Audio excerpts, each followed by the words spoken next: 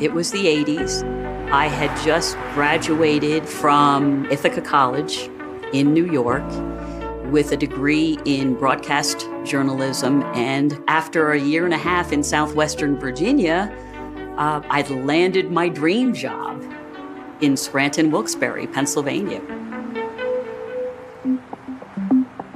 It was just so exciting for me to work at a station that was so reputable. Marisa Burke, Newswatch 16, Dunmore. We're talking about a top ABC affiliate in the country with an audience of millions every day. I would have to be at the station by 5 o'clock in the morning, so it didn't allow for a lot of social time. This is Newswatch 16 at 11. Good evening, everyone. I'm Marisa Burke. In 1990, all of a sudden, I became the main anchorwoman of the 6 and 11 o'clock news.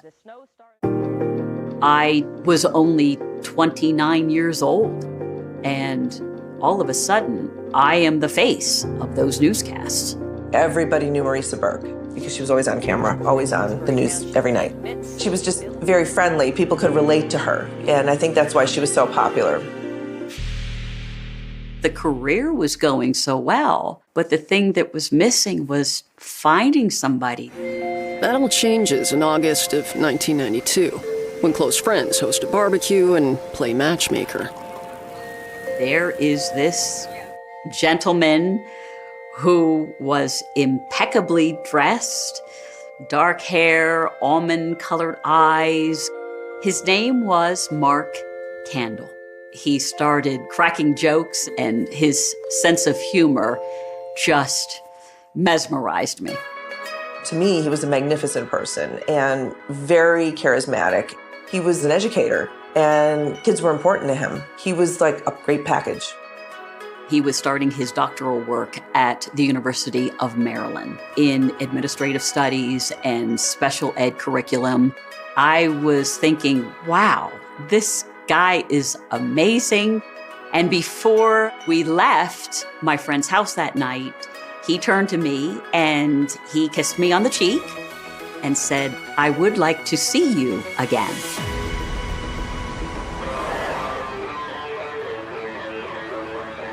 He was living in a fraternity house, but he was being paid for being an advisor, and this was helping him pay for his doctoral degree at the University of Maryland. It was kind of a weird time visiting on the weekends because sometimes there would be parties going on around us, and we would try to seek that privacy and that intimacy, hearing the fraternity parties in the background. It didn't matter because I was focused on Mark. I couldn't find anything wrong with him. And I'm thinking, he can't be so perfect. He just almost seemed too good to be true.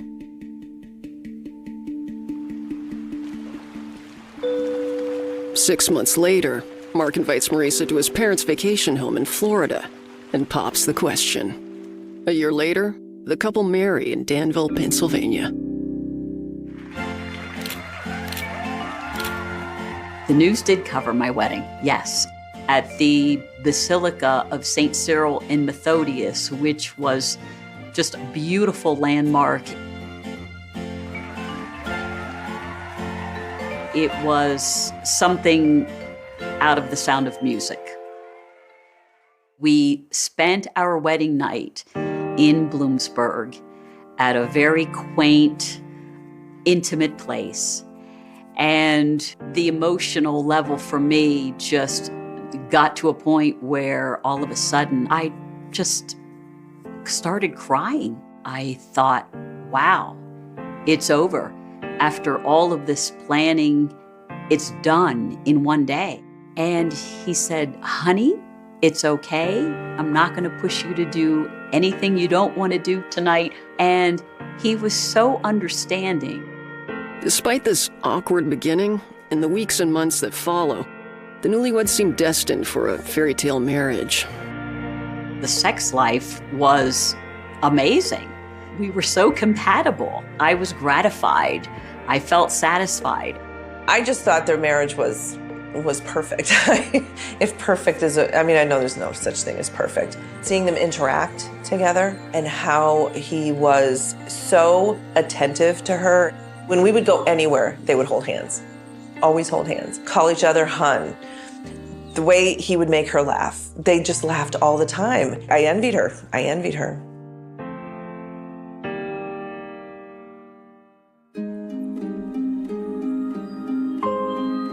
On January 5th of 1996, I gave birth to Rachel. There she is. There's our big girl. There's our big girl. Rachel. I am not a big showy person, but that night it was on the air. Our own Marisa Burke gave birth to a daughter this morning. We're happy to report that mother, daughter, and father Mark Candle are all doing just fine tonight. Pictures of me holding my newborn and Mark right there, and we were just a new family. Rachel, open up your eyes, honey. Daddy's here. The world seems to Marisa continues to be the main breadwinner of the family, as her status at WNEP steadily rises. Mark completes his PhD, starts teaching at local colleges, and wins a seat on the Scranton School Board. In 1997, they welcomed their second daughter, Sarah. He really became Mr. Mom. He started to cook. He started to bake. He cleaned the house. In a marriage, it's never 50-50. But with the two of us, we knew that I'll be the prime breadwinner if you can pick up the work that is required to raise two babies. I was just so fortunate because he was such a great father. The next year, the family moves to a bigger home with a pool. Mark takes charge of renovations. Mark Handel converted the downstairs into what can be described as kind of like a man's cave. It had everything that guys would like. It was filled with sports memorabilia, workout equipment, big screen TV. It had doors going from the basement into the backyard where the pool was. When you have a pool, neighbors and friends seem to gravitate there, and it was just the perfect atmosphere to entertain. Mark would have young men there that were supposedly taking care of drinks or bartenders. One party, a young man was walking around in a bow tie with no shirt. My husband would say, isn't that odd? And I always thought everybody's kind of let their guard down anyway. Everybody has a little bit too much to drink. We had a lot of parties, and sometimes they actually got out of hand. Marisa doesn't begrudge Mark having fun, given the heavier load he carries at home, but sometimes he pushes the limits. Every so often, Mark would say, they're having a party this weekend, and I want to go and see some of the guys. At first, I thought, wow, you're a grown man. Why would you want to go back to a campus environment? I'm not one to judge. I would take girl trips, but he did do it a lot. And I just found it odd that he would go so much and drive all the way to Maryland. During one of these outings, my niece came across some pictures that her uncle was at one of these fraternity parties, and it was a toga party. And even my niece at the time had said, "Don't you think that's odd?" Before long, Marisa would discover that this was just the tip of the iceberg. I think it was an easy cover to have this normal family life and a deep, dark secret.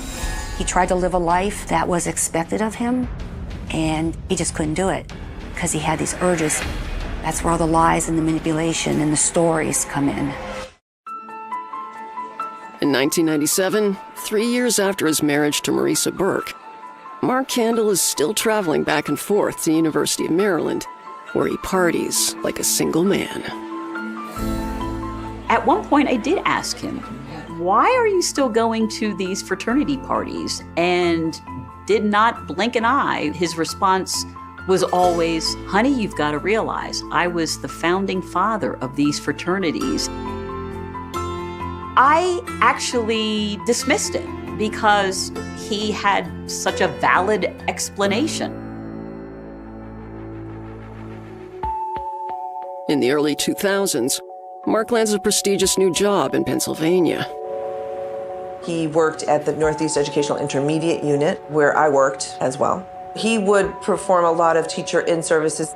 When I was doing my cooperating teaching in the local Scranton districts, the teachers would look forward to him coming in to evaluate me because, he was just funny, good-looking, very popular. By 2004, like many busy professionals, Mark and Marisa have drifted apart. She would say once in a while, well, we're like 2 shifts passing in the night. I work 1 shift, he works the other. In the beginning of our marriage, the sex life was amazing, but it started diminishing in the few years leading up to our 10-year anniversary. With this important milestone approaching, the couple makes plans for a romantic getaway.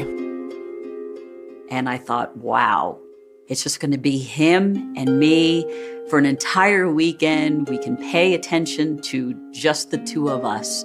It's going to be perfect. I was preparing for days, and I had purchased special lingerie. I had bought perfume and did my nails. And that evening, I went into the bathroom and got all ready. And when I came out of the room, Mark was asleep. When I started touching him in bed, hoping that there would be some sort of arousal, he just turned to me and said, "Good night, honey bunny," and then went over on his other side. And there I am, laying in bed thinking, what in the world is going on? Was it me? Did he not find me attractive anymore? I was in shock.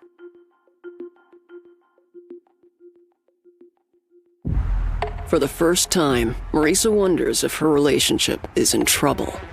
Things only get worse when she receives 2 anonymous emails that come in on the newsroom's public server. The emails were telling me to go and get checked for communicable diseases because my husband was fooling around with young guys, and you don't know who your husband is, and he is doing this behind your back, and we care about you. And knowing full well that everybody else in the newsroom was reading them. The embarrassment I felt was incredible. I thought, who in the world sent these emails describing Mark in this way? Where is this coming from? I thought, this can't be true, and I dismissed it. I never even brought it up to Mark because I did not want to embarrass him. Mother's Day 2008, the girls and I decided to head to my mother's house in the Danville area. I said to Mark, let me take the girls and we will be back Sunday. And Mark said, terrific idea, because I will spend the weekend getting the property ready and getting the swimming pool ready for the summer season. I will have a nice dinner ready and we can open up your Mother's Day gifts. We returned back to Peckville Sunday evening, and as Mark promised, he had the dinner all planned out for us. He had gifts already wrapped for me to open for Mother's Day, and it was a terrific Mother's Day for me. Then, a few weeks later, I received a phone call at work, And it was Mark, and he said, "Honey, I'm at the district attorney's office, and I think I may be in some trouble." He had a plan. He was a master manipulator. His public persona was so honorable. No one ever suspected any bad motives on his part.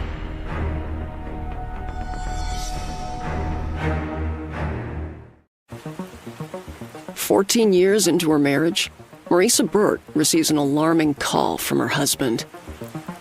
I was in such a state of shock and disbelief. I said, "What are you talking about?" And he went on to say, "That weekend that you went home for Mother's Day, I held a gathering where some young guys were at the house. I didn't know about the gathering at our house on Mother's Day weekend. He kept all of that quiet."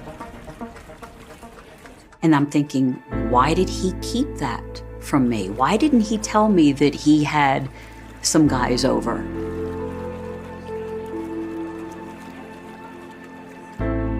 I was the deputy district attorney in charge of crimes against children. So that's how I got involved at that point. The mother that brought this to light had two sons involved with Mark Candell. One was above the age of 18 and one was a minor. And those two sons were both at that party in May of 2008, and they came home drunk. And so we had enough to launch an investigation. Later that evening, Marisa gets Mark's side of the story. He said that a 17-year-old boy had snuck in, and he ended up being out all night drinking. But instead of telling his mother that he had been out with other high schoolers all night long, and said that he was at our house drinking. I believed him.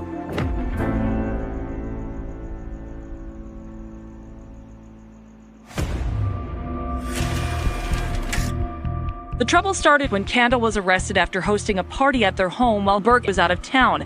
Authorities accused him of providing alcohol to a 17-year-old. It was all over the news, and it was huge. Obviously, somebody leaked something to the competition for them to do a story and to make it the lead story. It was like somebody just punched me in the gut. And as part of the story, they showed my house on TV and then talking about my husband as though he were a criminal. Neighbors are turning on the news. They're hearing about Mark. I broke out in this sweat, and I remember just thinking everything is crashing in right now. You might say it's an encore. She was scared about it.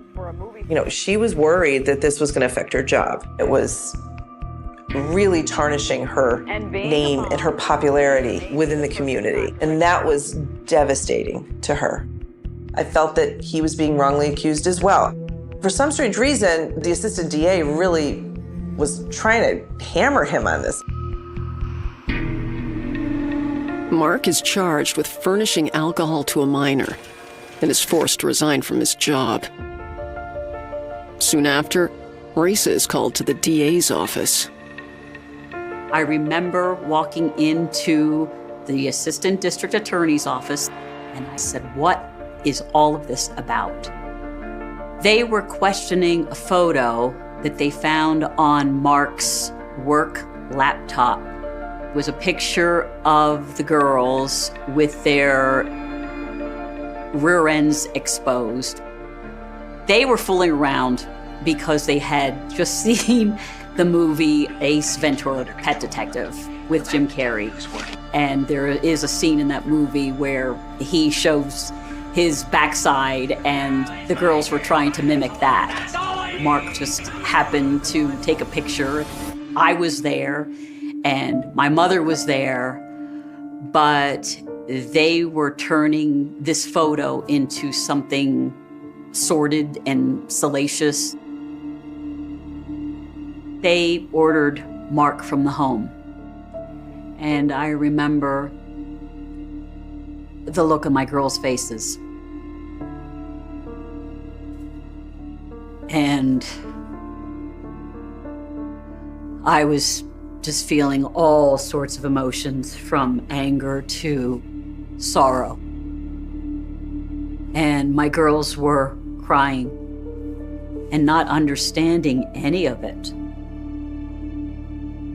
So we had to follow up on everything just to make sure that his daughters were safe. When you tell their mom that they have to be forensically interviewed and examined for sexual abuse, that didn't sit well. Finally, they cleared Mark of any wrongdoing in that respect. Mark ultimately pleads guilty to the alcohol charge. He's sentenced to 90 days of house arrest and 9 months of probation. It definitely ruined his reputation as an educator.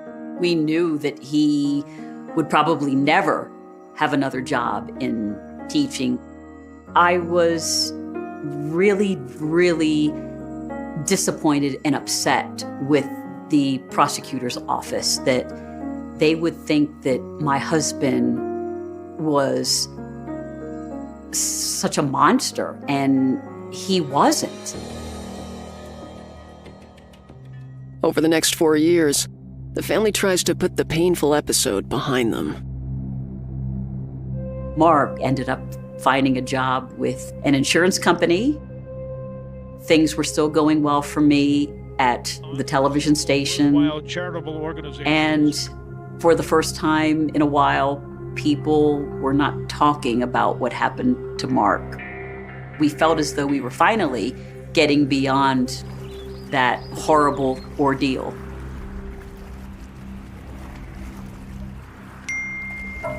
Around this time, Mark was really starting to pay a lot of attention to his phone. And every time we looked at Mark, he was looking at his phone. I had enough, and I said, "Why are you on your phone all the time? Why?" And he looked at me and he said, "Just checking scores." Then a couple of nights, I noticed that Mark was not coming to bed. And when I asked him about it, his answer would always be, "I was watching television in the basement and I just fell asleep," and that was that.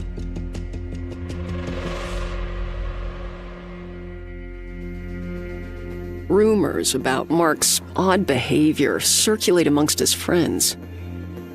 We had a couple that we were friends with, and the husband would go to the same gym as Mark. Once he witnessed Mark saying things that were not appropriate to a young male in the gym. This is when I started feeling, I think I made a mistake. It was beginning of November, and I had just finished the new newscast, and I picked up my cell phone and I saw that my neighbor across the street had called and left a voicemail. And he said, "Marisa, I don't know whether you know this or not, but I'm looking out my window and I see the FBI, state police, members of the district attorney's office, and the local police. And it looks like they have your house surrounded, and it also looks like they're trying to break down your front door." Moments after receiving a voicemail from her neighbor, Marisa Burke is in a full panic. I felt as though time had stopped. I didn't want to reveal what my neighbor had told me out of fear. So I left, and it had to have been the longest ride home for me. I was trying frantically to call him to find out what was going on, and there was no answer. I did have this feeling in my gut again that, my God, is Mark in trouble again? In fact, Mark is in deep trouble. The DA's office has received several complaints about him, since his 2008 conviction. We had a lot of smoke, a lot of suspicion. We probably could have held him accountable for more serious crimes in 2008 had we had more cooperation, but we didn't. Between 2008 and 2012, reports kept coming forward.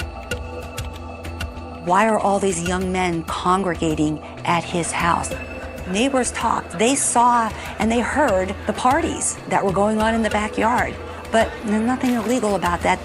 Some would say, you know, he's just taking care of these boys. He's being good to them. I started noticing young guys showing up to the house looking for help with their schoolwork. There was always an explanation. They're getting ready for college entrance exams, that sort of thing. I think he is a predator, and I think every predator has a type, and his type was young boys, maybe 13 and up. Maybe he had suppressed feelings about his own sexuality, and a lot of those feelings were illegal because they were directed towards minors. And then there was some other information that came forward about him paying young boys to cut his grass or do yard work, and then paying them extra money to take their shirts off while doing it. But if the boys are being paid for doing more than taking off their shirts, no one is telling the police. He was buying gifts. He was giving money, sneakers and shoes, video games, a variety of different things. Speedo, bathing suits, that was a hallmark. When they came to swim at his house, he would give them Speedo bathing suits. Working out with them, telling them how to build up those muscles, how to show off those muscles. Come over and lift weights with me and I'll give you $50, $100 if you take your shirt off. Now you have high school boys who are getting money left and right from this guy for different things. It's a grooming process when you're trying to get close to a child or a minor. People groom people to do what they want them to do. And children are particularly vulnerable to that. Depending upon their age, whatever entices them to come a little closer, that groomer knows. Getting victims to talk is one of the most difficult things. And young boys are not going to talk about any kind of sexual feelings that they have. You know, they're embarrassed. They're ashamed. They don't want their peers to know. They don't want their mom and dad to know. Finally, in 2011, a boy comes forward to share some texts that Mark sent him. From these, it's obvious that Mark has a thing for a certain type of underwear. Calvin Klein underwear, the CK underwear as he would call it. That's a huge red flag that an adult man is buying high school boys these tight-fitting Calvin Klein underwear. So my partners and I went to speak with all of them and review the messages. It was like joking messages, but joking sexually, my little Speedo boy. This victim wasn't very close with Mark at the time. He was just starting to try to chat with him. It's not enough to press charges, but it is enough for investigators to mount an undercover investigation. So what we decided to do was to assume his online identity. I began communicating with Mark as this juvenile male. Now the communication was very late at night. It was perhaps a week long, but he was cautious. He would say things like, "You're a good boy. You're a good Christian boy. You would never try to set me up, right? I need to be able to trust you. Can we meet up?" Why, again, is a 40-some-year-old man chatting at 2 or 3 in the morning with someone he believes to be 15 or 16 years old? Based on my experience conducting these types of investigations, Mark had been at the border of what we could look at being criminal. 1 year later, police finally get their opportunity to snare Mark when the DA receives an anonymous email. The email said, "I don't know what to do.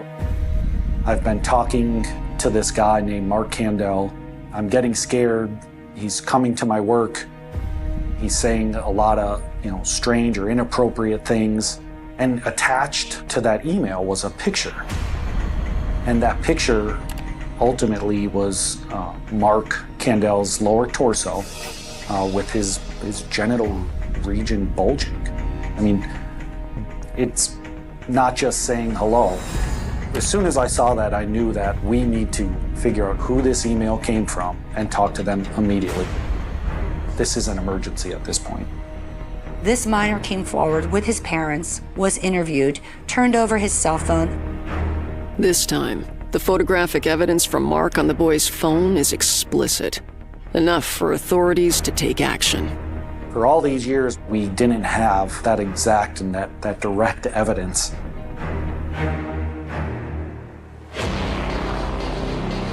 The FBI and Lackawanna District Attorney's Office execute a search warrant on Mark and Maurice's home. We began pounding on the front door, and I see Mark go across a balcony in the second floor. In my mind, it's an officer safety issue. Is he destroying evidence? So at that point, we decided that we were going to breach the door and enter the residence. I identified myself to Mark, and I said, "We have a search warrant for your home. I'm here now, and I will listen to you, and now's the time for you to finally talk to somebody and go deep into this sexual attraction to young boys." And we did.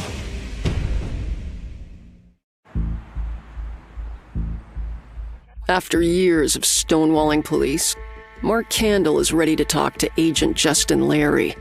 He provides a glimpse into his twisted mind. He would be overcome with these sexual urges. It's something he really couldn't control, and sometimes he would masturbate to the communications. How he phrased it was overwhelming sexual feelings. But he denied any physical sexual contact with the young boys. By the time Marisa arrives home, the police have already gone. Mark was there, and he was very calm and collected. And I kept on asking, why would they do this? Something motivated the authorities to raid our house again. He finally said to me, "I think there were some questionable text messages on my phone. I think some of those text messages were sexual in nature." And I looked at him in disbelief and said, "So you were sending these sexual messages to high schoolers?" And he finally looked at me and said, "Yes." Nothing was ever the same after that moment. I basically threw him out of the house.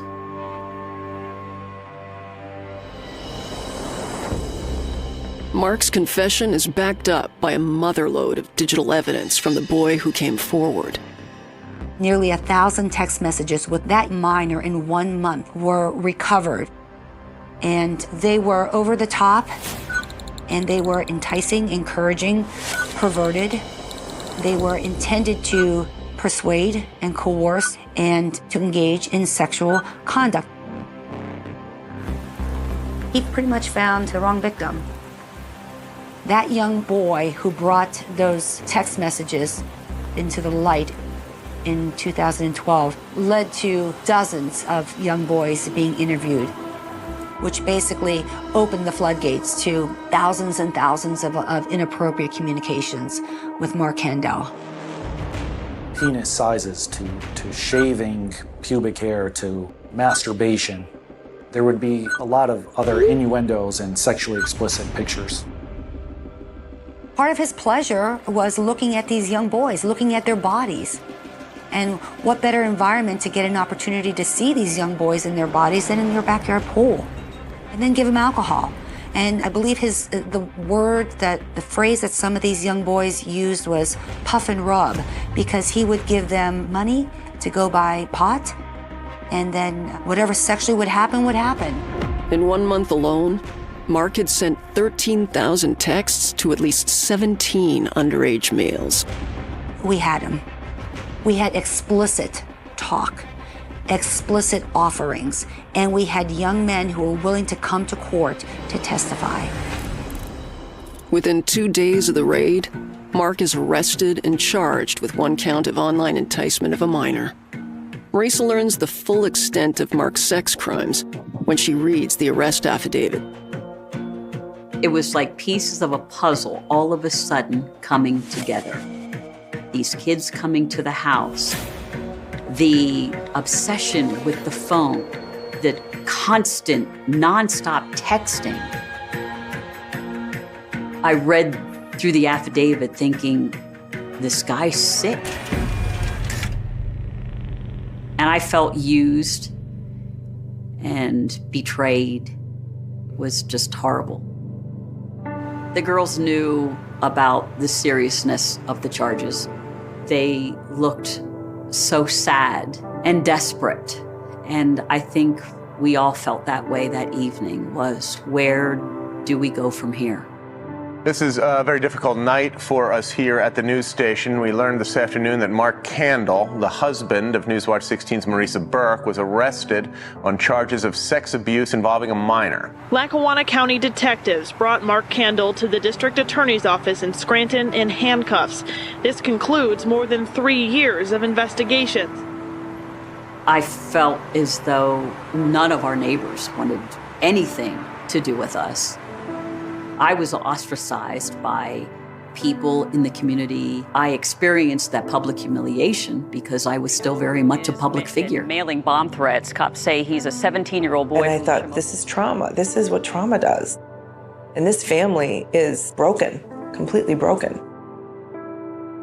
I look back and think, I didn't know about what was going on with Mark because perhaps I did not want to know. 2 beautiful children.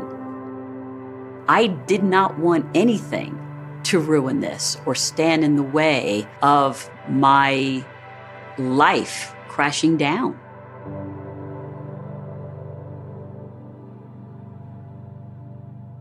On December 5th, 2012, Mark is charged with 4 more counts of online enticement.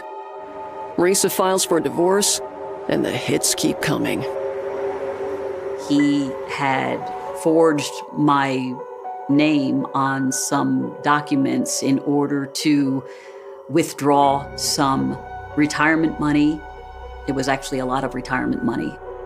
In the time that he wasn't working, this is how he was helping to pay for the bills and for some of the teenage boys' gifts. In 2013, Mark Candle accepts a plea deal for 1 count of online enticement of a minor. There is no trial, and Marisa does not attend the sentencing. But her youngest daughter does, and reads a victim impact statement to the court. She wanted her father to hear it coming from her mouth. She wanted him to know what he had done to her and her sister and her mother. He was a primary caretaker for those daughters. Their bond was tremendous.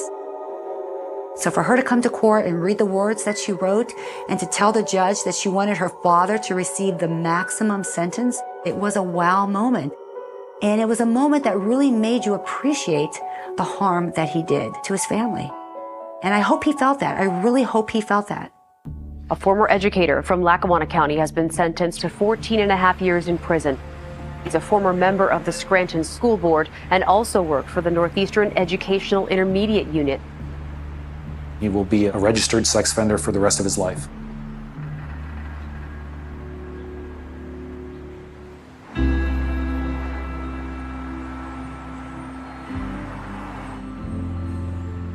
I had to survive. I had to survive for the sake of my career that I worked so hard for. And I had to survive for the sake of my girls. I couldn't allow what Mark did to us to ruin their lives. I put them both through school and through college. Now it is time Marisa remains the face of the 6 o'clock news until she retires in 2016. I wanted to write my story so that no matter how horrible things may be, no matter how much you were betrayed and lied to, that you can get past that. This nightmare was real. I think once I came to terms with that, I was able to be okay with myself and ditch the self-pity and move on and be the better person for it.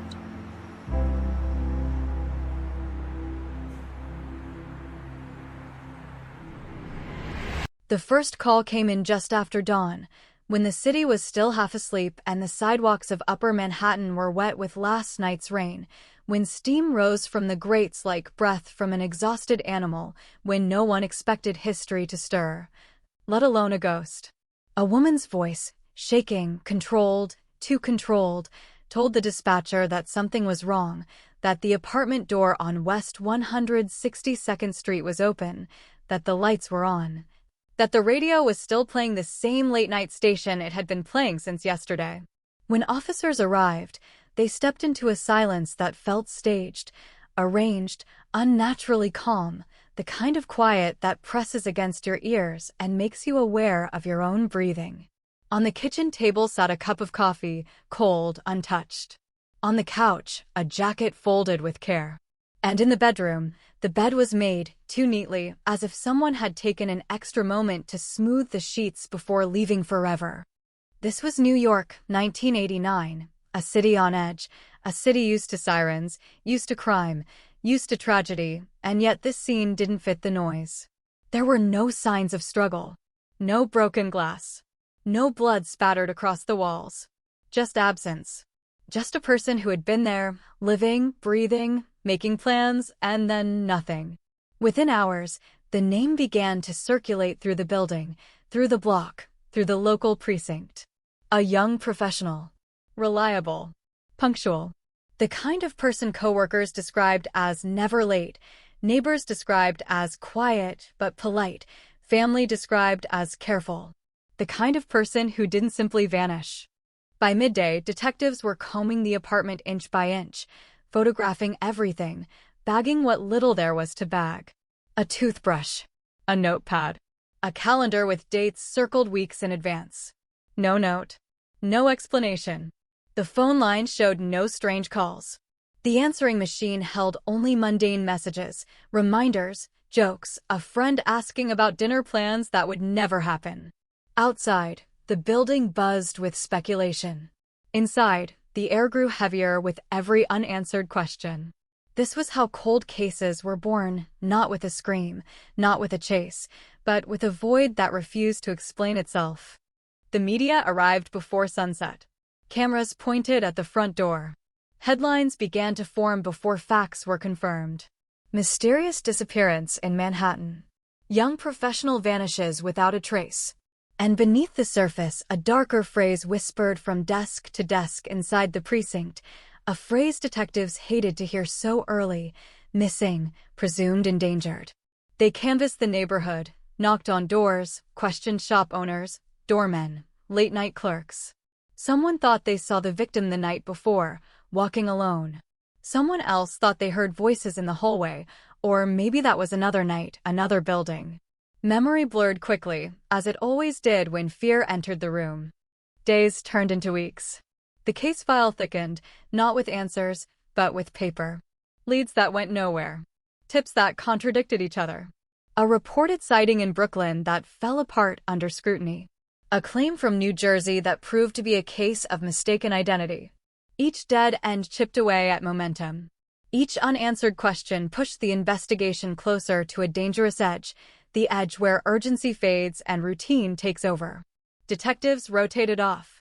New faces skimmed old notes, tried to feel outrage secondhand. The city moved on as cities do.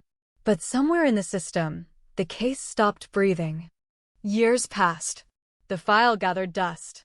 New York changed its face, new mayors, new policing strategies, new headlines, but the name on that folder stayed the same. Family members aged.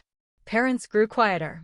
Friends stopped calling detectives and started calling each other, asking if anyone had heard anything at all.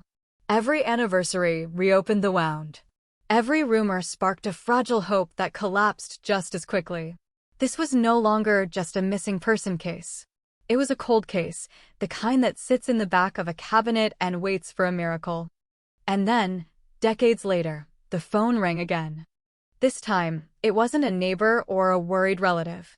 It was a man walking into a precinct in another borough, older now, slower, carrying the weight of years in the way he held his shoulders. He asked to speak to someone about a disappearance from 1989.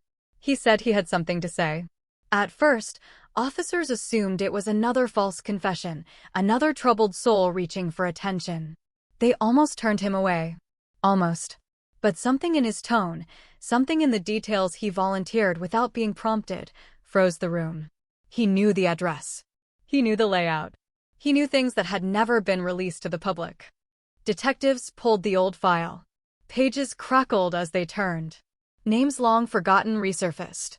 And as the man spoke, as his words spilled out in a low, uneven rhythm, the impossible began to take shape. An unexpected confession. A story that, if true, would shatter everything they thought they knew. If false, it would reopen wounds better left untouched. Outside the interview room, seasoned investigators exchanged glances they hadn't exchanged in years. This wasn't closure. This was something far more dangerous. This was hope. And in that moment, in a city that never truly sleeps, a ghost from 1989 stepped back into the light, dragging an entire community with it, forcing them to look again at a night they had tried so hard to forget. The confession did not arrive like a thunderclap. It crept in slowly, sentence by sentence, detail by detail, each word tightening the room like a closing fist. The man spoke without looking up, his eyes fixed on a spot on the table as if the wood grain held a memory he could no longer escape. He said he had carried this for years, that it followed him through jobs, marriages, cities, that it woke him in the middle of the night with the same image replaying itself, unchanged by time. Detectives listened in silence, recording every breath, every pause, every stumble, because they knew that truth, when it finally surfaces, rarely announces itself cleanly. It leaks. He described the building on West 162nd Street with a familiarity that felt invasive, naming the cracked tile near the stairwell, the way the hallway light flickered just before it went out, the sound the elevator made when it stopped one floor too hard. These were not facts pulled from a newspaper clipping. These were memories lived. He talked about the weather that night, the damp air, the smell of rain and garbage and metal, the city's usual perfume. He talked about waiting, about time stretching, about a decision that, once made, could not be unmade. Detectives exchanged looks, the kind that pass entire conversations without a single word. They asked him why now. Why after all these years? He swallowed, rubbed his hands together, said he was tired of lying to himself. Said he had children now. Said the world felt smaller when you realized how little time was left. None of it sounded rehearsed. None of it sounded clean. That, paradoxically, made it more believable. They pulled the original evidence logs, thin by modern standards, heavy with the mistakes of another era. No DNA profile, not in any usable form. No cameras in the hallway. No cell phone pings to map movements. Just notes, photographs, and assumptions that had hardened into something resembling fact. The man's account didn't align neatly with those assumptions. In some places, it cut straight through them. He mentioned an argument no one had documented. A visitor no one had traced. A moment of panic that never made it into the official timeline. Each deviation forced investigators to confront a possibility they had long avoided, that they had been looking in the wrong direction from the very beginning. The city outside the precinct moved on as usual. Taxis honked. Sirens wailed. People argued, laughed, lived. Inside, the past pressed in, thick and insistent. Detectives reopened boxes that hadn't been touched in decades, re-examined photographs with fresh eyes, magnifying corners that once seemed irrelevant. A shadow in a doorway, a smudge near the sink, a note scribbled in the margin of a report by a long-retired officer who had felt, even then, that something wasn't right. Cold cases don't thaw all at once. They sweat. They drip. They reveal. Word spread quietly through the department. An old case might be moving. A confession might be real. Skepticism remained the default posture. False confessions had burned investigators before, dragging families through fresh cycles of hope and disappointment. But this one lingered differently. This one refused to fall apart under the first round of pressure. When they pushed, the man didn't retreat. When they questioned him on minor details, he corrected himself, admitted uncertainty where certainty would have been easier. Lies tend to overperform. Truth hesitates. They took him back to the neighborhood. The block looked smaller now, cleaner, almost unrecognizable beneath layers of renovation and time. He stood on the sidewalk, hands trembling, and pointed without prompting to the entrance he remembered, the route he had taken, the place where everything changed. Passers-by stared, unaware they were brushing past a living fragment of a mystery that had once gripped the city. For the detectives, the scene felt surreal, like watching two timelines briefly overlap before snapping apart again. Inside the building, residents gathered, whispering, craning their necks. Some had lived there for years without knowing its history. Others remembered the headlines, the fear, the way doors had stayed locked a little longer at night. The man's voice dropped as he spoke, as if the walls themselves demanded discretion. He described sounds that never made it into any report. A door closing softly. Footsteps retreating. Silence returning too quickly to be natural. Detectives noted everything, aware that memory could be both a weapon and a liability. Back at the precinct, they cross-checked his statements against the original timeline. Some elements matched with unsettling precision. Others opened new questions. If his version was true, then someone else had been overlooked. Someone who had answered questions and walked away. Someone who blended back into the city's endless crowd.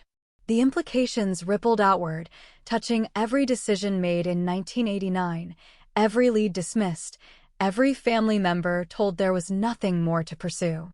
For the victim's family, the news arrived carefully, filtered through legal language and caution. There was a confession. It was being evaluated. Nothing was certain. Hope is a dangerous thing in cold cases. It burns hot and fast, leaving deeper scars when it fades. Still, phones rang late into the night. Old friends called each other for the first time in years. Names resurfaced. Memories long buried clawed their way back to the surface, demanding to be heard. Media interest followed, inevitable and relentless. Reporters spoke of a cold case crack, of a stunning confession, of justice finally stirring after decades of silence. Inside the investigation, the tone remained restrained. They knew better than to declare victory too soon. A confession, no matter how compelling, was only the beginning. It had to be supported, tested, reinforced by something solid enough to stand in court, solid enough to withstand the scrutiny of time and doubt. They searched for physical evidence that might still exist, something overlooked, something misfiled. A piece of clothing logged but never tested. An object photographed and forgotten. Technology had advanced, possibilities had expanded. What was impossible in 1989 was routine now.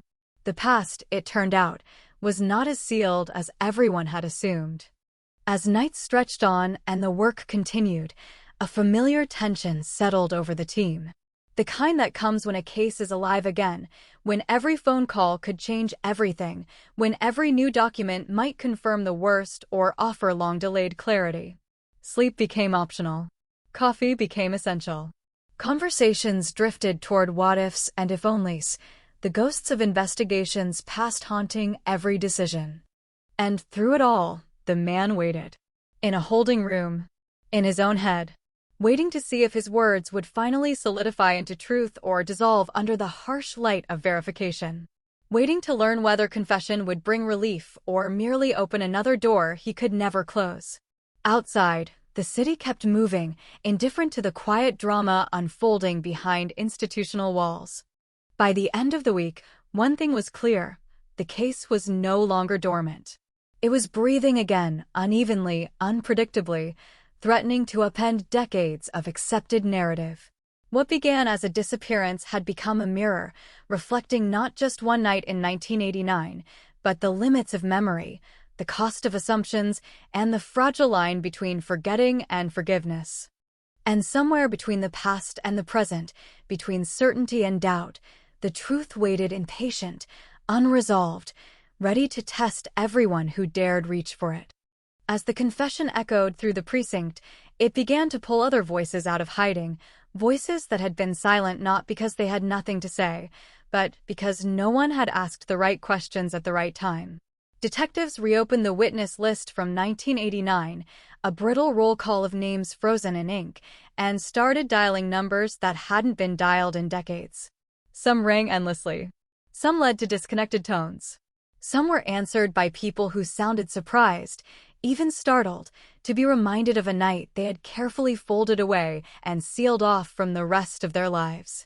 One former neighbor remembered the smell first, not blood or smoke, but something metallic in the hallway that lingered longer than it should have. Another recalled seeing a figure leaving the building late, a detail dismissed at the time as irrelevant because the description was vague, the hour uncertain. A maintenance worker, long retired, hesitated before admitting he had been told not to mention a brief power outage that night, a flicker blamed on faulty wiring, quickly repaired, quickly forgotten. Each recollection arrived with disclaimers, apologies, uncertainty. Memory erodes, but it also preserves strange fragments, sharp-edged and stubborn. Investigators layered these fragments over the confession, watching patterns emerge and dissolve. Some details aligned with unsettling accuracy. Others clashed, forcing uncomfortable questions. Had the confessor absorbed pieces of the story over the years and woven them into something that felt real? Or were these long-ignored witnesses finally filling gaps that had always been there? The line between corroboration and coincidence blurred, demanding patience and restraint in equal measure. They tracked down a former coworker, someone who had last seen the victim alive, someone who had always insisted the final interaction was ordinary, forgettable. Under renewed questioning, the story shifted slightly. The conversation hadn't been entirely routine. There had been tension, a disagreement brushed aside as work stress. The coworker admitted to omitting it, afraid it would draw attention, afraid of being pulled deeper into an investigation that already felt overwhelming. In 1989, fear had been a powerful silencer. The detectives returned to the apartment photographs, scanning them with modern eyes. What once seemed mundane now felt deliberate. The folded jacket. The untouched coffee. The radio left on, volume low, as if meant to mask something briefly, just long enough. These weren't clues screaming for attention. They were whispers, easily drowned out by louder assumptions. The confession reframed them, not as random details, but as the residue of a moment interrupted. They consulted behavioral analysts, careful not to let theory outpace evidence. The profile that emerged was cautious, incomplete, but suggestive, a scenario driven by panic rather than planning, by proximity rather than premeditation. Someone known, at least peripherally. Someone who underestimated the consequences of a single decision. This was not the monster the city preferred to imagine. This was something more unsettling. Ordinary. As the investigation widened, pressure mounted. The media narrative hardened around the phrase cold case cracks, a phrase that promised resolution whether or not resolution was ready to exist. Detectives resisted interviews, knowing that every premature statement could contaminate witness recollections, could harden speculation into perceived fact. Families of both the victim and the confessor retreated into silence, caught between the desire for answers and the fear of what those answers might confirm. Legal considerations crept in, slow and heavy. Statutes. Evidentiary standards. The burden of proof in a case built largely on memory and admission. Prosecutors warned against haste. A confession without corroboration could collapse spectacularly, taking credibility and any chance of future justice with it. The goal was not headlines. The goal was truth strong enough to endure. They searched for physical remnants, anything that might have survived the years. Evidence storage rooms yielded boxes mislabeled, items never tested because technology hadn't yet caught up to possibility. A piece of fabric, a trace sample, a hair preserved more by luck than foresight. Each find was treated with reverence, a fragile bridge between eras. Lab results would take time. Time, in cold cases, was both enemy and ally. The confessor was interviewed again and again, each session probing a different angle, testing consistency under fatigue and repetition. His story shifted in tone but not in substance. He admitted where memory failed him. He corrected small errors without prompting. He grew visibly shaken when confronted with photographs, not recoiling theatrically, but withdrawing, shrinking inward. Detectives noted the difference. Performance seeks attention. Guilt avoids it. Outside the interrogation room, debate simmered. Some investigators felt the weight of inevitability, the sense that the case was finally aligning after decades of chaos. Others remained guarded, haunted by past experiences where belief had outpaced verification. Cold cases teach caution. They punish certainty. As weeks passed, the city's attention flickered. New scandals emerged.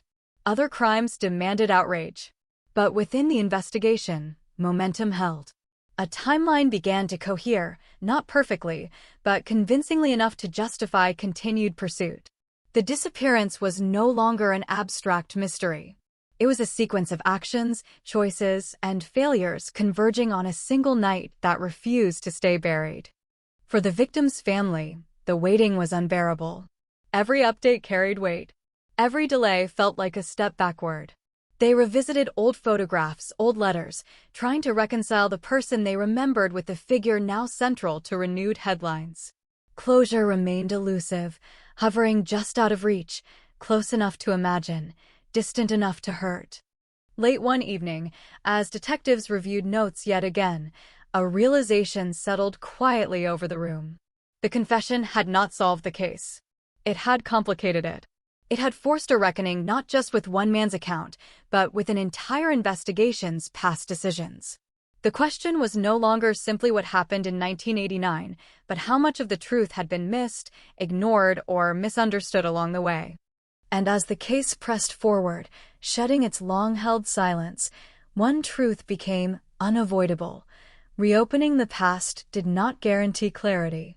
Sometimes it only revealed how deep the darkness had always been, waiting patiently for someone brave or desperate enough to shine a light.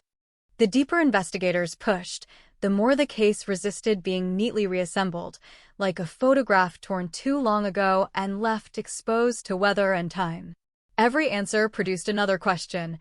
Every confirmation revealed a shadow just beyond its edge. The confession had acted as a catalyst, not a conclusion, stripping away the illusion that the truth had ever been close to the surface. What lay beneath was a layered failure of timing, attention, and human fear. They returned to the earliest hours after the disappearance, reconstructing the response minute by minute, decision by decision. Patrol logs showed a delay that had once seemed insignificant, a gap attributed to workload and staffing shortages common in late 80s New York. Now, under scrutiny, that delay took on a heavier meaning. Precious hours lost. Opportunities missed. A window during which the city swallowed evidence whole, erasing traces with its endless motion. One detective noticed something almost embarrassing in its simplicity, a note in the original file referencing a storage locker near a subway station, mentioned once, never followed up. The locker had belonged to the victim, rented for reasons no one could explain at the time. Back then, it was logged and dismissed, another oddity in a case full of them. Now it became a focal point. The locker company still existed. Records, though incomplete, had survived. Access logs were vague, handwritten, but a date surfaced, days after the disappearance. Someone had been there. They tracked down the location. The station had been renovated twice since 1989. Walls moved. Corridors shortened. But the lockers remained, older than the rest of the structure, a stubborn remnant of another era. When they opened the one tied to the case, it was empty, scrubbed clean long ago, but not clean enough. Forensics found traces, fibers too degraded to identify conclusively, dust patterns suggesting items removed hurriedly. Nothing definitive. Enough to haunt. The confession shifted slightly when confronted with the locker. Not in content, but in emotion. The man's composure fractured, just briefly, when the subject came up. He insisted he had never used it. Insisted he didn't know it existed. Detectives noted the denial, its speed, its firmness. Sometimes innocence rushes to answer. Sometimes guilt does the same. As attention turned to overlooked locations, another name resurfaced from the witness list, someone peripheral, someone who had slipped through the cracks because they didn't fit any narrative investigators were comfortable with. A casual acquaintance. A person present in the victim's orbit, but never close enough to warrant suspicion, never distant enough to be irrelevant. In 1989, they had answered questions politely and disappeared back into anonymity. Now, decades later, they were found living quietly, a life constructed carefully, deliberately ordinary. The interview was tense from the start. The acquaintance remembered too much, too clearly, while claiming it meant nothing. They remembered the layout of the apartment, the sound of the radio, the exact phrasing of a conversation they insisted was harmless. Detectives pressed gently, then harder, watching for cracks. None appeared. Instead, a wall formed smooth, calm, impenetrable. This was not panic. This was control. The possibility that the confession was incomplete or deliberately limited began to gain traction. Cold cases rarely offer simple villains. They offer networks of small decisions, shared silences, unspoken agreements to let the past stay buried. The question shifted again. Was the man who confessed the central figure, or merely the first to break under the weight of time? Investigators revisited the notion of motive, something the original case never fully settled on. Financial records were re-examined. Nothing obvious. No large withdrawals. No sudden debt. But subtle anomalies emerged: small transfers, recurring payments that stopped abruptly after the disappearance. At the time, they were invisible, lost in the analog noise of paper statements. Now they suggested pressure, obligation, a quiet entanglement that might have felt insignificant until it wasn't. The city itself became a character in the investigation, its rhythms shaping events in ways no one could control. In 1989, anonymity was easier. A person could vanish into crowds, shed an identity, start over without leaving a digital trail. The confession forced detectives to confront how much that anonymity had protected someone, how effectively the city had done what it does best: absorb and forget. Tension within the investigative team sharpened. Disagreements surfaced about direction and emphasis. Some believed the confession was the key and everything else a distraction. Others argued the opposite, warning that anchoring too heavily on one account risked repeating the mistakes of the past. Voices grew louder behind closed doors. Cold cases don't just test evidence. They test people. Lab results began to trickle in, inconclusive but suggestive, offering probabilities instead of certainties. A fiber consistent with a type of fabric popular at the time. A trace that could belong to thousands, not one. Science, powerful as it was, could not conjure clarity from decay. It could only narrow the field, not close it. For the families, patience wore thin. They were trapped in a cruel loop, reliving the loss while being asked to temper expectation. Each update was a reminder that answers, if they came at all, would arrive fragmented. The past would never reassemble perfectly. There would be no clean ending, no moment when everything made sense. As winter settled over the city, investigators found themselves circling the same questions late into the night. Who benefited from silence? Who had something to lose if the truth surfaced? And why had it taken so long for even a partial confession to emerge? The answers hovered just out of reach, close enough to feel, distant enough to evade capture. What was once a disappearance had become a web, each thread tugging at another, threatening to unravel not just one life, but an entire history of assumptions. And as the cold case continued to crack, Unevenly and unpredictably, one realization hardened into certainty. Whatever happened in that apartment in 1989 did not end when the door closed. It echoed forward, shaping lives in ways no one had yet fully grasped, waiting for the moment when silence would finally cost more than confession. By the time the investigation reached its 5th month since reopening, the weight of the case had begun to change the people carrying it.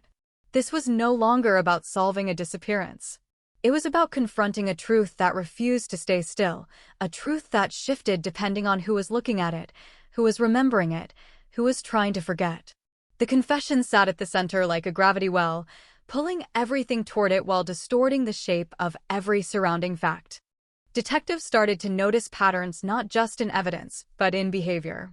Phone records from the late 80s, once considered too limited to be useful, were reassembled from billing archives and corporate microfilm.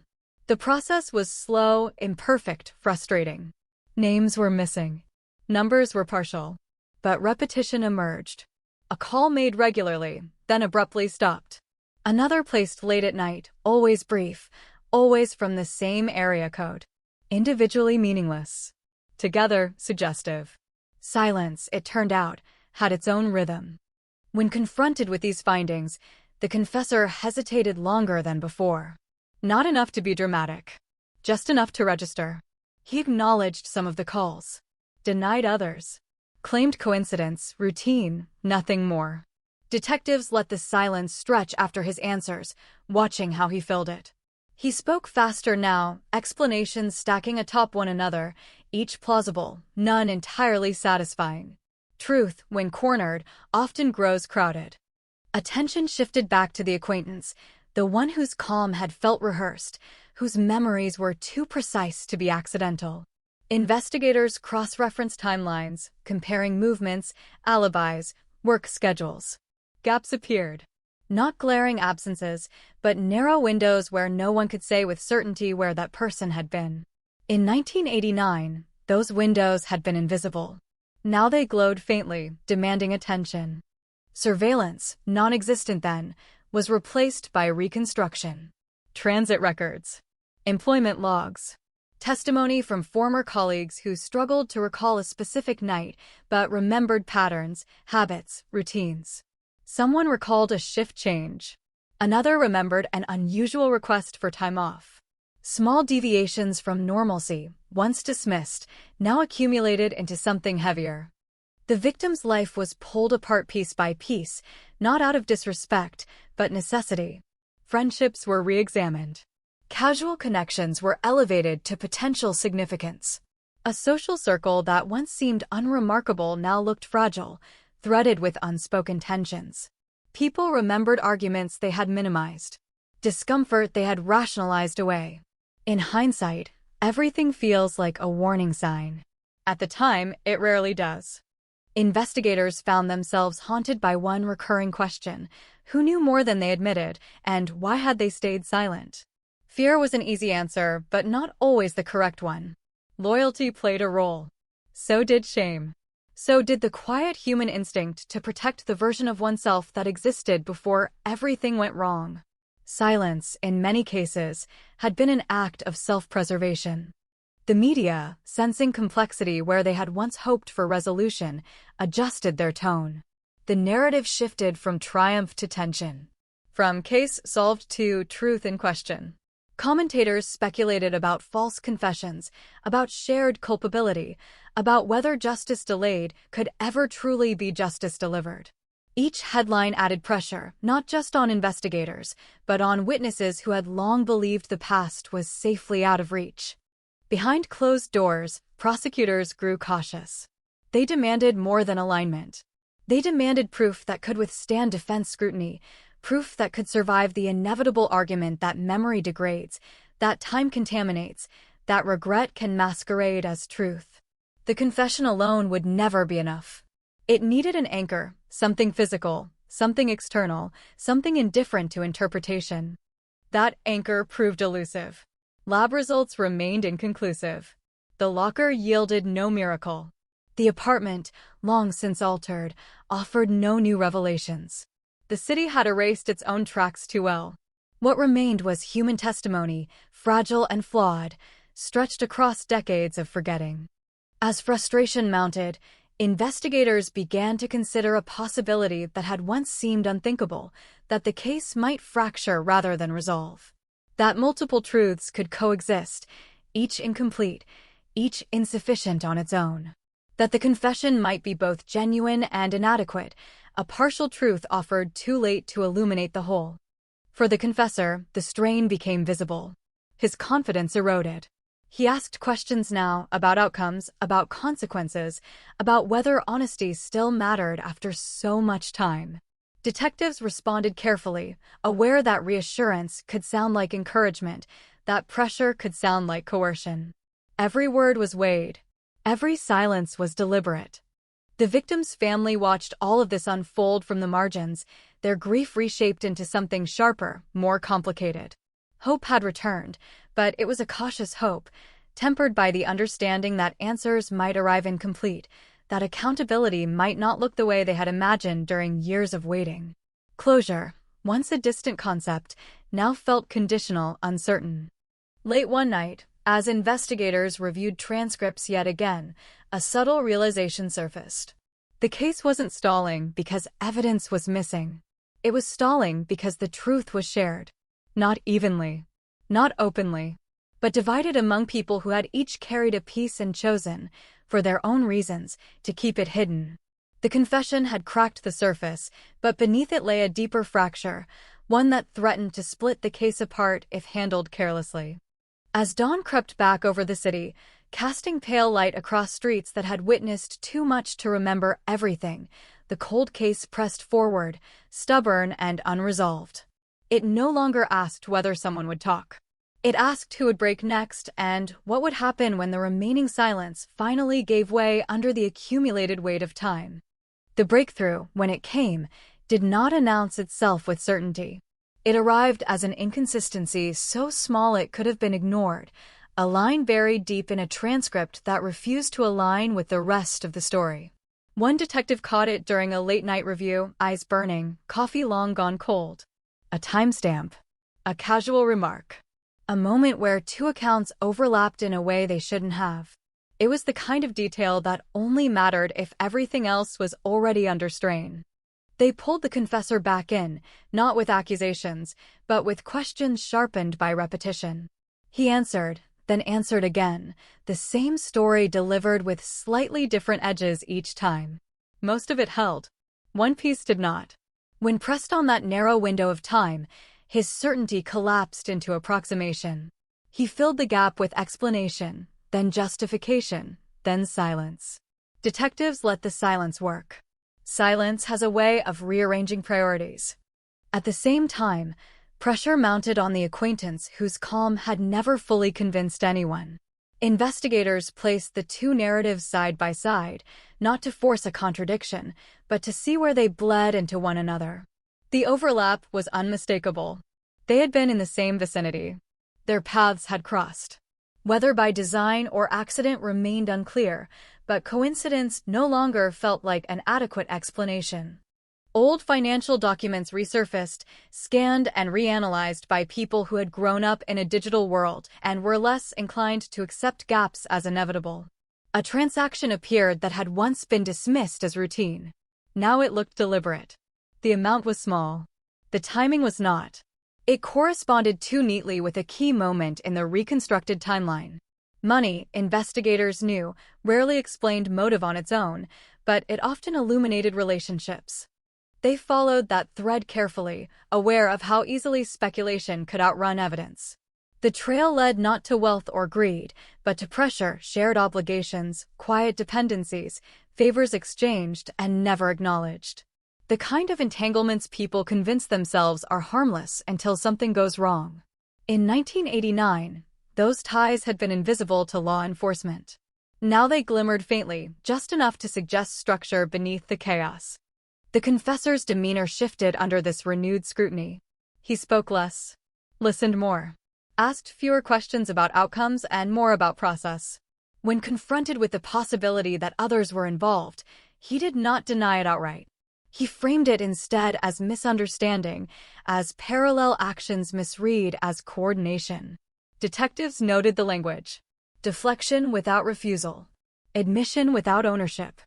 Meanwhile, witnesses continued to resurface, drawn by media attention and the slow realization that the past was no longer safely sealed. One remembered a conversation overheard years ago, a fragment that had seemed meaningless at the time.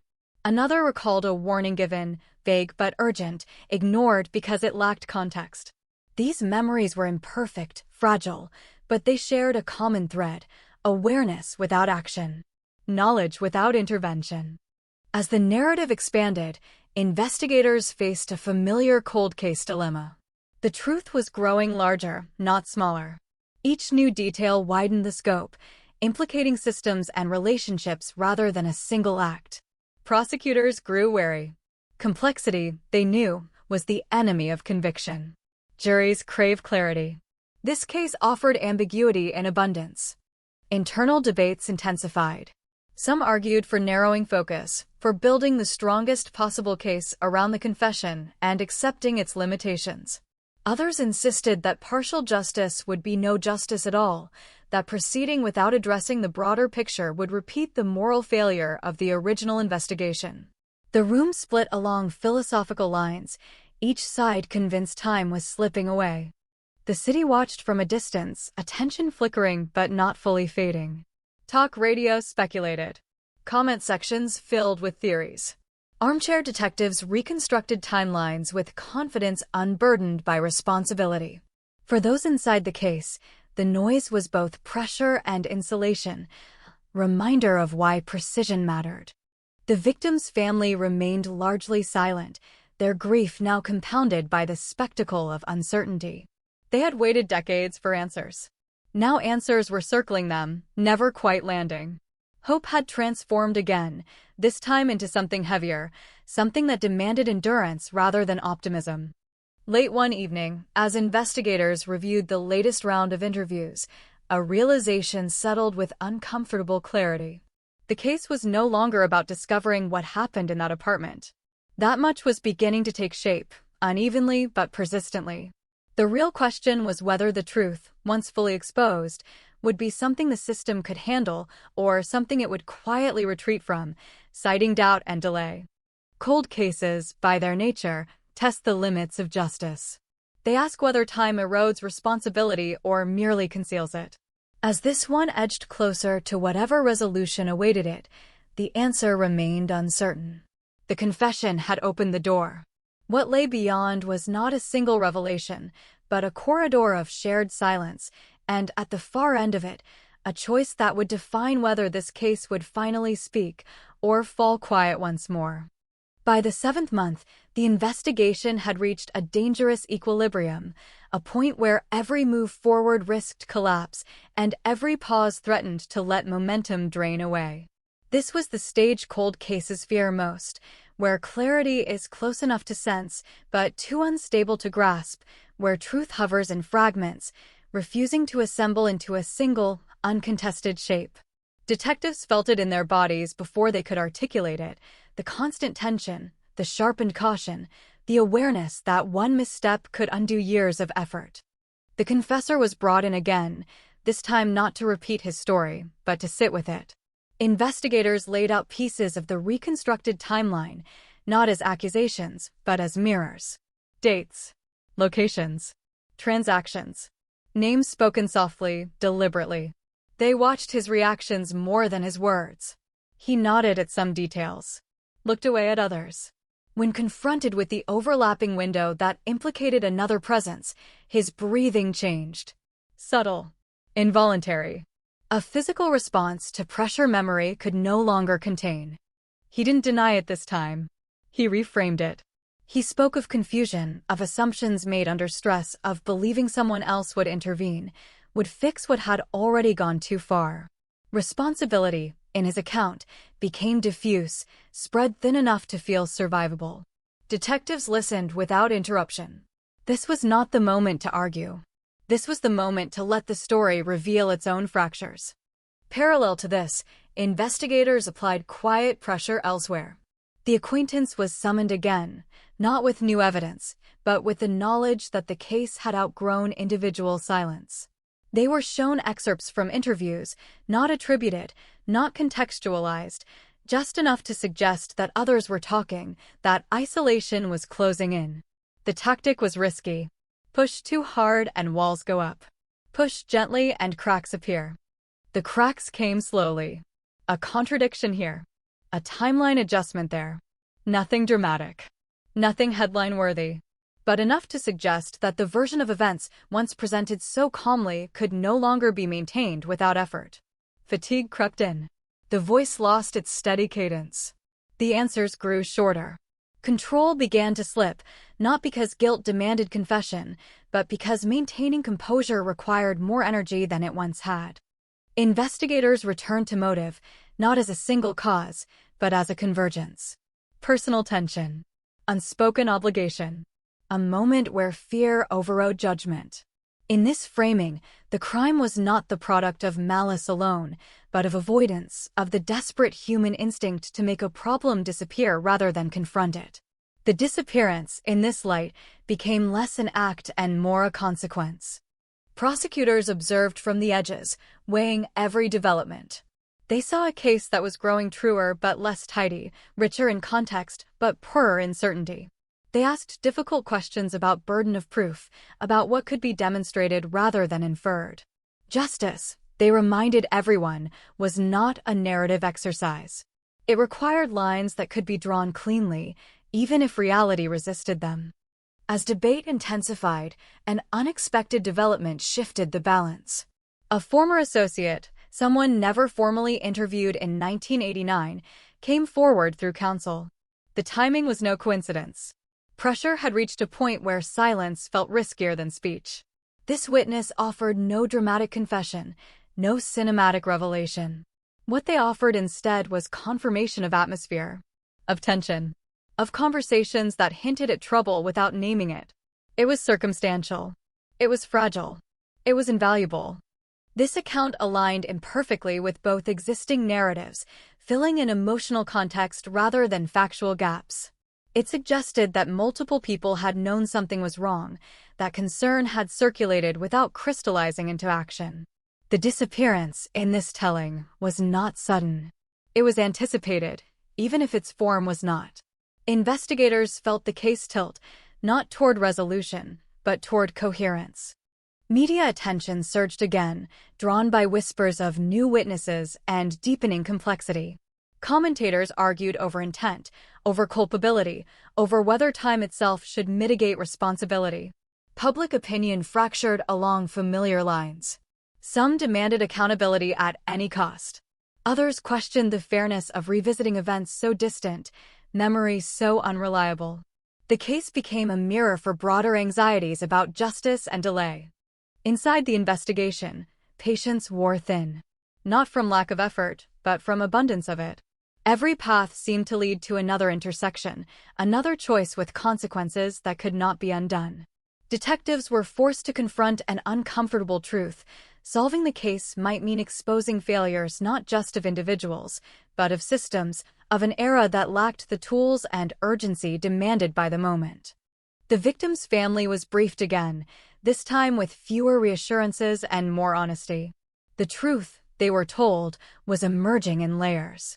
It might never condense into a single, definitive account. The acknowledgement landed heavily, but it did not surprise them. Years of waiting had taught them that certainty was a luxury rarely afforded to those left behind.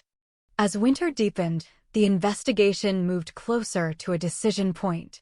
Charges could be pursued, cautiously, with the evidence available. Or the search for fuller truth could continue, risking delay and dilution. Neither path promised peace. Both carried consequence. And so the cold case hovered on the edge of its own history, shaped by voices that had waited too long to speak, by silences that had lasted too long to excuse. The confession had cracked the surface. Now the question was whether the pressure beneath it would finally force the truth into the open or scatter it beyond recovery, leaving only the echo of what almost came to light. The decision did not arrive with ceremony. It seeped into the room the way fatigue does, quietly, after too many late nights and too many arguments that circled the same unresolved center. By the time prosecutors asked for a full evidentiary briefing, everyone understood what it meant. The case had crossed from inquiry into consequence. This was no longer about whether the past could be understood. It was about whether the present could carry the weight of acting on it. Detectives assembled the record with a care that bordered on reverence. Timelines were rebuilt again, stripped of narrative flourish and reduced to what could be supported by paper, by testimony, by the stubborn residue of facts that had survived decades of neglect. Transcripts were annotated, margins filled with questions, cautions, and reminders of what could not be said out loud. The confession sat at the center of it all, no longer a revelation but a specimen, examined for fractures, stress points, and hidden assumptions. Line by line, the confession was tested. What could be independently verified? What rested entirely on memory? Where certainty hardened into confidence, and where it softened into approximation. The analysis was unsparing. There were moments of chilling alignment, details no outsider should have known. There were also moments where the story thinned, where language grew vague at precisely the point where clarity would have been most damning. The conclusion, when it emerged, was neither triumphant nor dismissive. The confession was compelling. It was not complete. It could carry a case forward, but it could not carry it alone. Attention shifted, inevitably, to the web of relationships that had surrounded the disappearance. Investigators reframed their questions, no longer asking who acted, but who knew, who suspected, who chose silence when intervention might have changed the outcome. This shift unsettled everyone. It blurred lines the system prefers to keep sharp. Criminal law thrives on acts and actors. This case offered atmospheres and absences. Interviews resumed with a different tone. Less confrontation. More reckoning. Witnesses were asked not just what they saw, but what they felt and ignored. Patterns emerged slowly, reluctantly. A sense of unease that had circulated without anchoring itself to action. Warnings that had been expressed obliquely, as jokes, as concerns brushed aside. People had known something was wrong. Not enough to call the police. Enough to step back. One interview, in particular, lingered long after the recorder was turned off. A former friend, articulate and composed, spoke of recognizing danger but choosing distance. The explanation was delivered calmly, almost academically, as if discussing a poor investment decision rather than a vanished life. There was no malice in the account. There was also no remorse. Investigators wrote it down exactly as it was said, understanding that tone, sometimes, is evidence of its own. The confessor, meanwhile, began to fray at the edges. His questions shifted from process to outcome, from what would happen next to what any of it meant. He asked whether truth still had value after so much time, whether confession could matter when memory itself had become suspect. The questions were not pleas. They were negotiations with inevitability. Detectives responded carefully, offering no absolution, no guarantees. The law, they reminded him, did not grade on a curve. It accounted. It did not forgive. The acquaintance's legal strategy evolved in parallel. Through counsel, cooperation was offered in measured doses, statements carefully crafted to acknowledge proximity without embracing responsibility. The information provided filled emotional gaps rather than factual ones, sketching a climate of tension without anchoring it to specific acts. It was legally sound. It was also maddening. Investigators recognized the shape of it immediately: participation without culpability, awareness without obligation. Forensics reached its terminus. Laboratories delivered their final assessments, hedged and cautious, probabilities instead of declarations. Science had done what it could with what remained.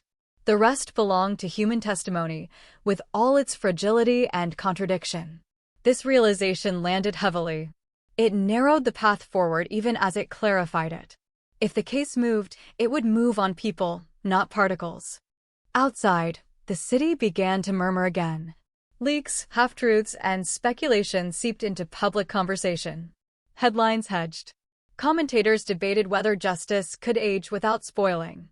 Some argued that time diluted responsibility, that the past should be left to rest. Others countered that silence was itself an ongoing harm, that delay did not absolve, it compounded. The case became a canvas onto which broader anxieties were projected about memory, accountability, and the cost of looking back. Within the investigative team, fault lines widened. One camp argued for action now, imperfect but necessary, a refusal to let the case slide back into dormancy. Another warned of the consequences of failure, of a trial that could collapse under reasonable doubt and leave the case more unresolved than ever. These were not abstract disagreements. Careers, reputations, and consciences were implicated. Cold cases test resolve not by offering clarity, but by denying it. Prosecutors pressed for precision. They asked what could be proven beyond reasonable doubt, not what felt true. They asked where the confession could be corroborated, where it stood alone, exposed. They demanded a theory of the case that a jury could follow without being asked to accept moral intuition as evidence. Each question tightened the frame, trimming complexity even as it threatened to amputate truth.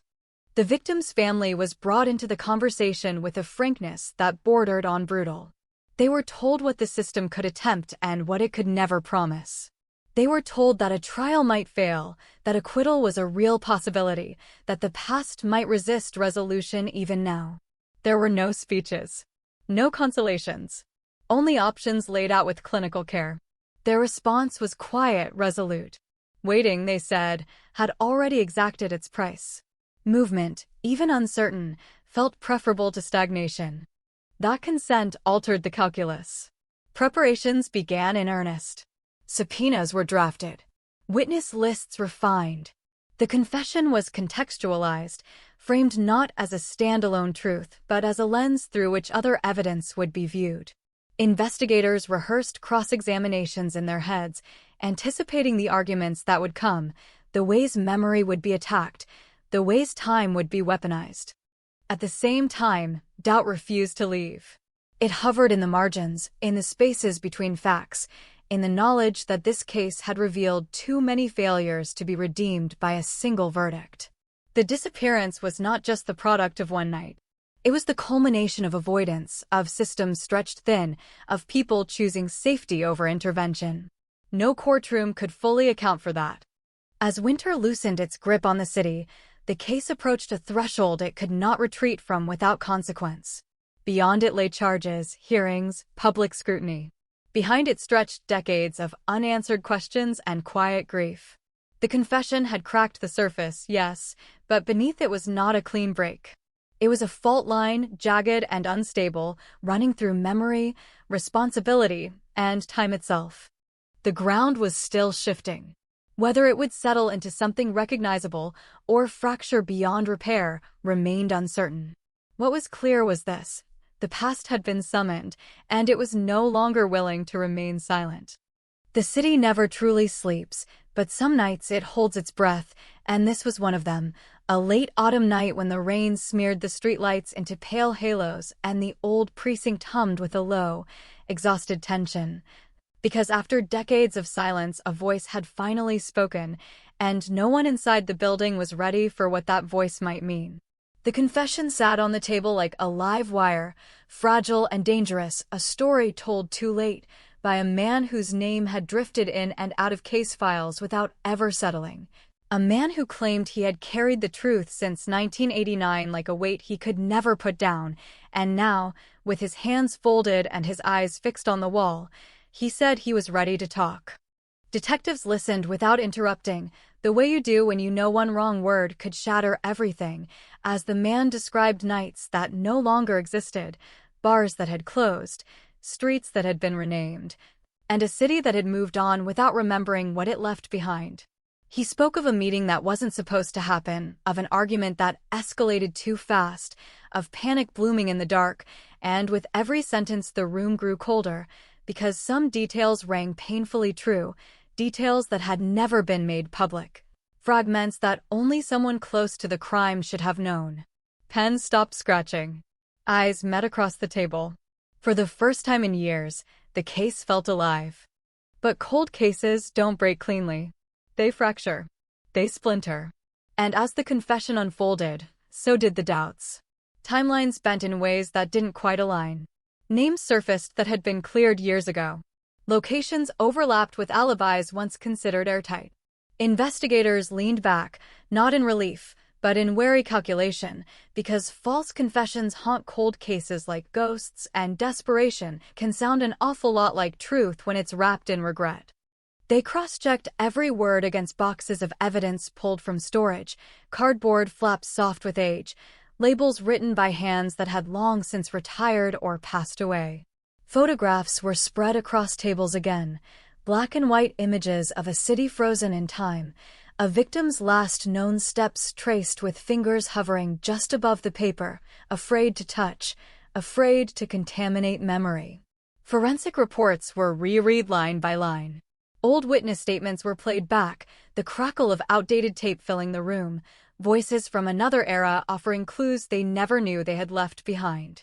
Outside, the community stirred as rumors leaked, whispers traveling faster than facts, neighbors wondering if the nightmare they thought had ended decades ago was about to resurface. Some felt hope, cautious and fragile. Others felt anger, a bitter sense that reopening the wound would only confirm what they had always feared, that justice delayed had become justice denied. Families who had lived with the absence, who had marked birthdays and holidays with empty chairs, were suddenly forced to imagine answers they had learned not to expect. The confession alone was not enough. It never is. Investigators needed something solid, something that could anchor words to reality. They went back to the physical evidence, limited and degraded by time, but not entirely useless. Advances in forensic science offered possibilities that didn't exist in 1989, and technicians worked with a careful urgency, extracting what little could still be salvaged, chasing microscopic traces that might confirm or contradict the story now on record. Every test felt like a gamble, every result a potential turning point. And then there were the witnesses. People who had sworn they remembered nothing now found themselves facing their own pasts, memories resurfacing in fragments, half-formed images triggered by old photos and familiar names. Some cooperated. Some shut down completely. A few reacted with visible fear, as if the past had reached through time and grabbed them by the throat. Each interview added another layer to the case, thickening the fog even as it hinted at a path forward. As days turned into weeks, the investigation balanced on a knife's edge.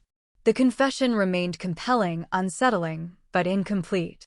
Detectives argued late into the night, debating whether they were finally staring at the truth or being led down another dead end. The pressure mounted, not just from the public, but from the weight of history, from the knowledge that this case had already consumed careers, that another failure would echo just as loudly as the crime itself. In the quiet moments, alone with the files, some investigators admitted what they rarely said out loud: cold cases change you. They teach you that time doesn't heal everything, that some questions only grow louder the longer they go unanswered. They teach you humility, because certainty is a luxury you can't afford, and persistence, because walking away feels like a second betrayal. The city watched and waited.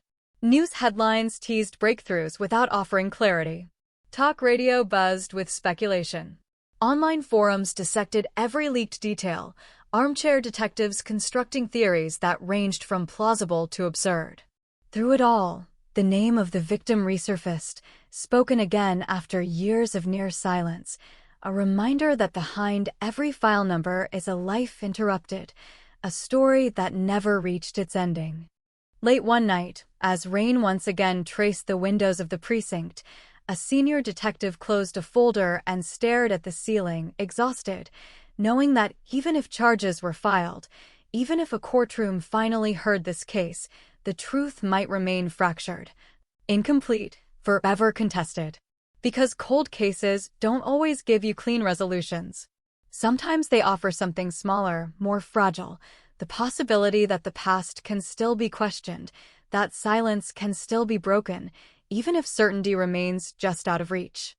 And so the New York 1989 cold case stands on the brink, no longer forgotten, but not yet resolved, suspended between confession and proof, memory and evidence, hope and doubt.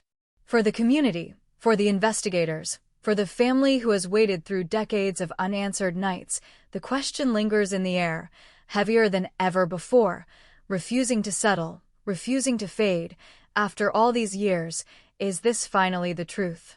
Or just another shadow cast by a crime that refuses to let go? The city never forgets the nights when answers almost arrive, and this was one of those nights, when the precinct lights burned past dawn and the air tasted like cold coffee and caution, because the case had reached a dangerous place where belief and proof drift apart, and every decision threatened to tilt the balance forever. Detectives moved carefully now, aware that momentum can be as misleading as silence, that a confession without corroboration is a spark without oxygen, bright for a moment, then gone. They mapped the confession against the city itself, walking streets that had been repaved and renamed, standing where buildings once stood, trying to feel the shape of 1989 beneath the present day. They measured distances again, recalculated timelines again, chasing minutes that had slipped through fingers decades earlier. A turn that seemed plausible on paper felt impossible on foot. A pause described in the confession lasted too long, or not long enough. These were small fractures, but cold cases collapse on small fractures. Evidence technicians returned with cautious findings, not miracles, not certainty, but enough to complicate the story. A trace that could not be excluded. A sample too degraded to speak clearly. Results that leaned neither toward innocence nor guilt, only toward ambiguity. The kind of ambiguity that keeps cases open and investigators awake. The kind that forces prosecutors to ask whether a jury would ever see what the detectives see, or whether doubt would swallow everything whole. Meanwhile, the man who had confessed waited, his confidence eroding as days passed without charges, as interviews grew sharper, as contradictions were laid out in front of him like traps he hadn't noticed setting for himself. His story shifted at the edges, subtly at first, then more visibly, explanations bending to accommodate new questions, new facts. Regret remained, but certainty drained away, replaced by something harder to define, a need to be believed colliding with a fear of being exposed. Families felt the strain most acutely. Hope had returned too quickly, too loudly, and now it hovered unstable, threatening to fall. They were asked to remember again, to relive moments they had sealed off for survival, to trust a system that had already failed them once. Some wanted the case closed at any cost. Others wanted it done right, even if that meant enduring more years of waiting. All of them wanted the same thing they had always wanted, an ending that made sense. Inside the department, debates grew quieter but more intense. Was this the best they would ever have? A flawed confession, partial forensics, memory scraped from the bottom of time. Or was patience the only honest choice, the willingness to admit that even now, with all the technology and attention, the truth might remain just beyond reach? Cold cases test not just evidence, but resolve, asking how much uncertainty justice can carry before it breaks. As the investigation slowed, headlines cooled. Public interest shifted, as it always does, toward fresher horrors, newer mysteries. But inside the files, the case did not go back to sleep. It stayed open, active, marked by notes written in present tense, by reminders that this story was no longer buried, even if it wasn't finished. The confession remained part of the record, neither accepted nor dismissed, a voice among many, no longer alone, but not yet proven. Years from now, someone else may open these boxes again, armed with tools not yet invented, perspectives not yet formed, and they will see this moment as a turning point, not because it solved everything, but because it changed the shape of the question. The New York 1989 cold case is no longer defined by silence. It is defined by tension, by competing truths, by the knowledge that answers were close enough to touch, even if they slipped away. And that is how some cases live on, not as closed chapters, but as open wounds in the city's memory, reminders that justice is not a single moment, but a long, uneven pursuit. As night falls again over New York, the case waits, unresolved but awakened, its presence felt in the quiet spaces between sirens and streetlights, asking the same question it has asked for decades, and will keep asking until someone, someday, can finally answer it. There is a moment, late in every unresolved investigation, when the noise fades and what remains is something quieter, heavier, a sense that the case is no longer moving forward or backward, but circling, tracing the same questions from new angles, refusing to settle. In New York, years after the confession first cracked the silence, that moment arrived without ceremony, no announcement, no final meeting, just a gradual understanding that the truth might never arrive in one clean piece. The files stayed open. Not active in the way headlines understand activity, but alive enough to matter. Notes continued to be added. Leads were flagged, then reflagged. A name crossed out in pencil was written back in ink. Investigators rotated out, promoted, retired, replaced by others who inherited the weight without having lived through the beginning. Each new detective read the case the same way, slowly, carefully, as if pacing themselves through a room filled with fragile glass, knowing that one careless assumption could shatter what little structure remained. The confession remained at the center, neither crowned as truth nor discarded as fiction. It became a reference point, a pressure line. Every new tip was measured against it. Every new theory bent toward it or away from it. The man who gave it faded from the public eye, his name no longer whispered with certainty, but with caution, his words preserved on record, immutable, even as their meaning continued to shift. He had spoken, and that alone had changed the case forever, even if it had not solved it. For the family, time took on a different shape. Closure had come close enough to imagine, then drifted away again, leaving behind a sharper absence than before. They learned to live with that tension, with a story that had reopened without resolving, with a future that included answers that might never be confirmed. Grief, long dormant, resurfaced in unfamiliar ways, tangled with hope and frustration, forcing them to renegotiate how they remembered the past and how much energy they could still afford to give the search for truth.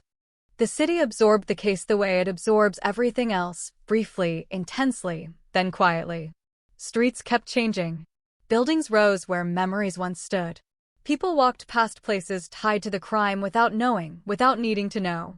Yet the case lingered in subtler ways, in training lectures, in whispered warnings to young detectives about patience, about humility, about the danger of believing that time alone will solve anything. Cold cases are often described as frozen, but this one was never truly still.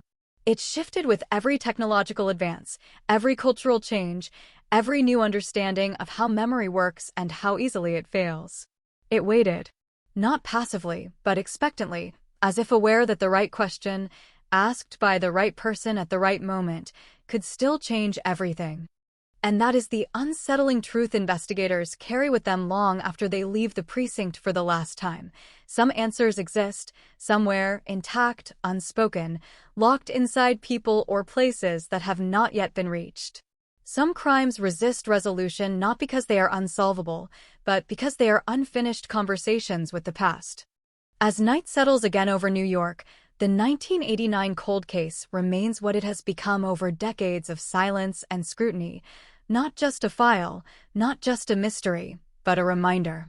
A reminder that justice does not always arrive when called. That confessions can illuminate and distort at the same time. That memory is unreliable, evidence is fragile, and truth is often the last thing to reveal itself. The case waits, still, suspended between what is known and what is suspected, between what was said and what can be proven. Somewhere in that space, the full story exists, whole and uncompromised, and until it is found, the city will continue to live with the echo of a question first asked in 1989, a question that refuses to fade, refuses to rest, and refuses to be forgotten.